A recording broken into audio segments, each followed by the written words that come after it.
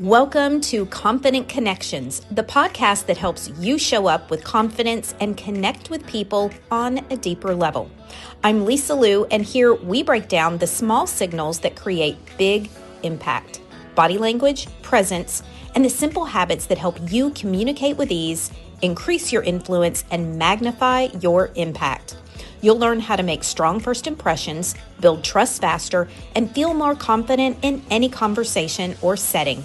If you're ready to improve your communication skills and create connections that move your life and your leadership forward, you are in the right place. I'm so excited to be here with you today on the Confident Connections podcast because I truly believe this episode is going to help you with something that may be a struggle for you, and maybe it has been for a long time, and that is remembering people's names. Are you someone who struggles to remember people's names? If so, I really believe this episode's going to help you. I believe in the next 10 minutes or so with me, you're going to walk away with tools to remember people's names better. Before we go any further, I want to talk to you about ButcherBox. If you and your family eat meat and it's important to you that they're grass-fed, humanely raised, that you can trust the source that you're feeding them, I want you to give ButcherBox a try. We've been using ButcherBox for a long time now, and not only can you change your package every single month, add more steak, add more seafood, add more chicken, or reduce the amount that you're getting every month, but it comes straight to your door, frozen every single month. They're such an easy company to work with. I love them. I love how they treat their animals. I love that their meat is grass-fed. Their cow products are grass-fed. I love that all of their fish is sustainably caught. They're a top-notch company. So if you are looking for a source that you can trust and you want to try them out at a discount, go to lisaluimpact.com/meat and use the code LisaLu for a discount. You will also find all of that in the show notes. Okay, let's get on with how to remember people's names. So, do you find yourself saying, I'm terrible at remembering names. Oh, I'm the worst. I can't remember anybody's name. Well, that brings me to tip number 1. Stop saying that. Words truly do have power, and we train our brain how to react and respond to our life experiences. And if we are constantly feeding our brain the language and the script of I'm terrible at remembering names, we will indeed be terrible at remembering names. Case in point, if you've been saying that and you are no better at remembering names, there is your proof, okay? So take that out of your vocabulary, and when you find yourself starting to say it, stop mid-sentence and just get rid of it. Don't say it anymore. That's number 1. Tip number 2, repeat their name early in the conversation, not once, but twice. And I'm going to give you a for instance. So let's say I meet someone named Steve.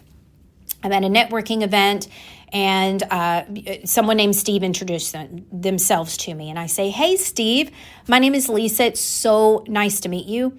Tell me, Steve, how did you come to this event today? Do you know anybody here? So you see how that was very comfortable. It was very conversational. Now, 2 times I have said Steve's name. So that begins to form an anchor in my mind. And for many people, this is all they need. Like saying a name not once but twice early on will really, really help them. But I'm going to give you a third step because we're going to be a little extra here today. And this is a tip that I learned in a memory course back in college. And that is to add something visual to anchor the name. Okay, so here's a for instance. Let's say I meet Steve at a networking event. If we're at a networking event, likely Steve does not have on a tank top. He probably has on sleeves, which rhymes with Steve. So I'm going to look at his sleeves and I'm going to remember something about it. Maybe he has a stain. Maybe he has cufflinks. Maybe it's a pattern. Maybe it's kind of a busy pattern, right? And I'm just going to use that visual when I say, as I'm saying his name, not as he's talking to me. This is important because when he's talking to me, I want to be listening to what he's saying. I don't want to be thinking about how to remember his name.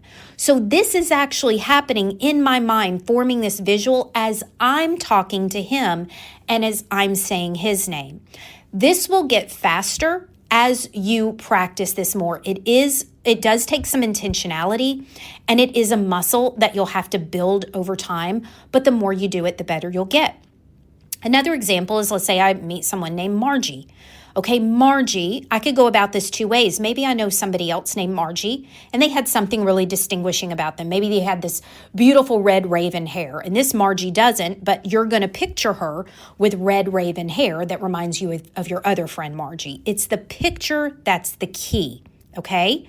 Here's a weird one, but this would also work with Margie. When I hear Margie, I think margarine.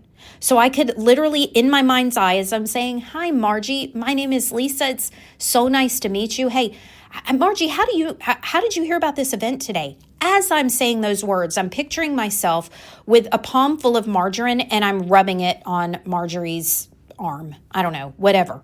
But that visual, I know that sounds weird. Stay with me here, okay? Don't shut off the podcast.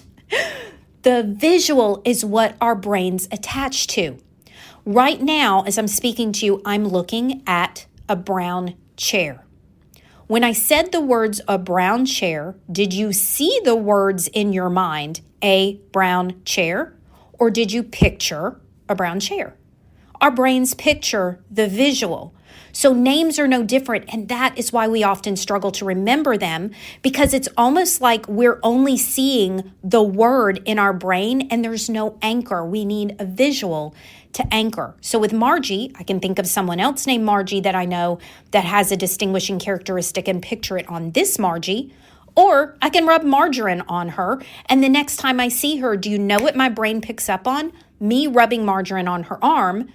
And then I remember, oh, Margie, it's so good to see you again. Do you see how that works? It's crazy, but our brains are so brilliant, but they love pictures. If you can anchor with a picture, you are going to become a name remembering master, thereby adding value to the person in front of you, making them feel seen, heard, and understood, which is our definition of charisma, making you a more charismatic person, because the sweetest name anybody will ever hear is the sound of their own name. The sweetest word, let me say that again, the sweetest word anybody will ever hear, the sweetest sound or word is the sound of their own name. So if you can do that for them, you're going to make them feel so special. It's going to help raise your charisma, and it's just going to be less awkward, and you don't have to say, "What was your name again?" But that would be my fourth bonus tip. If you forget, be okay to say, "You know what? Tell me your name one more time. I will never forget it again." Don't say, "Oh my gosh, I'm terrible with names. I forgot your name." Don't say that. That was number one. Be okay to say, "You know what? I was not intentional enough about making sure your name stuck, and this time I want to be real intentional about it. Would you tell me your name again?" Boy, that's vulnerable. That's transparent. And you know what? They're going to be like, "Me too. Struggle with that all the time." And then you get to share this podcast episode with them. Okay? I hope that was helpful for you today. Look, if you're enjoying these episodes, do me a big favor. Send it to a friend. It helps me get the word out. Subscribe. Feel free to leave a review, stars, written, whatever works for you. That would be such a blessing. I'm so thankful. I cannot wait to see you next time. Do not forget that your next connection can be your best connection with some intentionality. Remember that, my friend, and I will see you next time. Bye for now.